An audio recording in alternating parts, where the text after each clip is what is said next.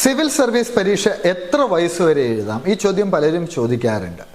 നേരത്തെ 30 വയസ്സ് വരെയായിരുന്നു സിവിൽ സർവീസ് പരീക്ഷ എഴുതാൻ സാധിച്ചിരുന്നത്. ഇപ്പോൾ ജനറൽ കാറ്റഗറിക്ക് അത് 32 കൂട്ടിയിട്ടുണ്ട്.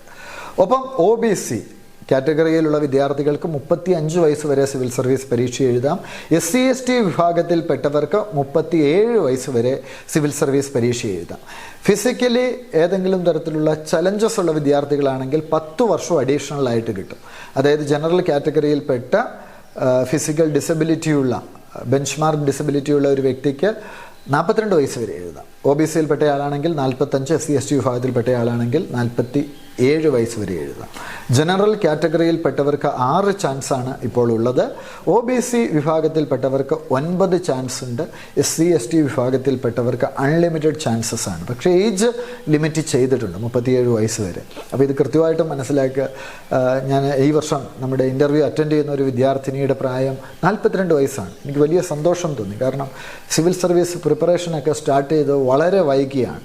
അവർ ഫിസിക്കലി ചലഞ്ചസ് ഉള്ളൊരു വ്യക്തിയാണ്. അതുകൊണ്ട് തന്നെ 10 വർഷം അഡീഷണൽ ആയിട്ട് ലഭിച്ചു. അങ്ങനെ അവർക്ക് 45 വയസ്സ് വരെ എഴുതാൻ പറ്റും. അപ്പോൾ ഇങ്ങനെയുള്ള സാധ്യതകളെക്കുറിച്ച് പലർക്കും അറിയില്ല. ആ സാധ്യതകൾ നിങ്ങൾ കൃത്യമായിട്ട് മനസ്സിലാക്കുക. ഈ സിവിൽ സർവീസിൻ്റെ ഒരു പ്രധാനപ്പെട്ട ക്രൈറ്റീരിയ എനിക്ക് സമയം കഴിഞ്ഞു പോയി അങ്ങനെ ഒന്നും ചിന്തിക്കേണ്ട. നിങ്ങൾക്ക് ഇനിയും സമയമുണ്ട്. ഈ സമയം കൃത്യമായിട്ട് വിനിയോഗിച്ച് ഒരു ബാച്ച് നന്നായിട്ട് അറ്റൻഡ് ചെയ്യുക. പിന്നീട് നന്നായിട്ട് റിവിഷന് വേണ്ടി സമയം കണ്ടെത്തുക. ഈ രീതിയിലൊക്കെ മുൻപോട്ട് പോയാൽ ഉറപ്പായിട്ടും നിങ്ങൾക്ക് സിവിൽ സർവീസ് പാസ്സാവാൻ സാധിക്കും. ഡെയിലി പത്രം നന്നായിട്ട് വായിക്കുക. DD ഇന്ത്യ പോലെയുള്ള ഒരു ന്യൂസ് ചാനൽ ഡെയിലി കാണുക. ഇത് നമ്മളുടെ ഒരു അനലിറ്റിക്കൽ സ്കില്ല് വർദ്ധിപ്പിക്കും. കാര്യങ്ങളെ വിലയിരുത്താനുള്ള ഒരു ശേഷി വർദ്ധിപ്പിക്കും. അപ്പോൾ അതൊക്കെ ഉണ്ടെങ്കിൽ ഉറപ്പായിട്ടും നമുക്ക് പരീക്ഷ പാസ്സാവാൻ സാധിക്കും. പലരും ഈ പരീക്ഷ പാസ്സാവാത്തതിന് കാരണം എക്സാം ക്രാക്ക് ചെയ്യാനുള്ളൊരു നിലവാരത്തിലേക്ക് അവരെത്തുന്നില്ല എന്നുള്ളതാണ്. അല്ലെങ്കിൽ ആ നിലവാരം അവരിൽ ഉണ്ടാവില്ല. അത് നമുക്ക് ഡെവലപ്പ് ചെയ്തെടുക്കാവുന്നതാണ്. പക്ഷെ നമ്മുടെ മനസ്സിൽ ഒരു താല്പര്യം വേണം. എൻ്റെ സ്റ്റാൻഡേർഡ് അത്ര പോരാ ഇപ്പോൾ, പക്ഷേ എനിക്കത് ഇമ്പ്രൂവ് ചെയ്യണം.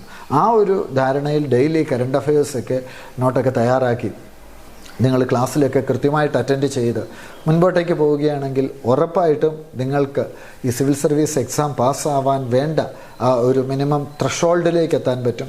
അങ്ങനെ നിങ്ങൾക്ക് വിജയിക്കാൻ പറ്റും.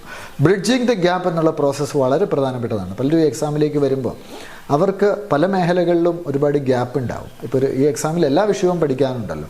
ചിലർക്ക് മാത്സിലായിരിക്കും ഗ്യാപ്പ്, ചിലർക്ക് ഇംഗ്ലീഷിലായിരിക്കും.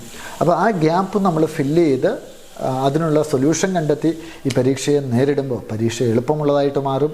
നമുക്ക് ഉറപ്പായിട്ടും പരീക്ഷ വിജയിക്കാൻ പറ്റും. അപ്പോൾ നിങ്ങൾക്ക് എല്ലാവർക്കും ഇന്ത്യൻ സിവിൽ സർവീസ് കിട്ടട്ടെ എന്ന് പ്രാർത്ഥിക്കുന്നു.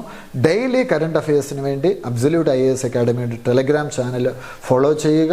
അബ്സല്യൂട്ട് IAS അക്കാഡമി എന്ന ടെലഗ്രാമിൽ സെർച്ച് ചെയ്താൽ നമ്മുടെ ചാനൽ നിങ്ങൾക്ക് ലഭിക്കുന്നതാണ്. ഒപ്പം കൂടുതൽ ഇൻഫോർമേഷണൽ വീഡിയോസിന് വേണ്ടി നമ്മുടെ ചാനലും സബ്സ്ക്രൈബ് ചെയ്യുക. വിജയാശംസകൾ.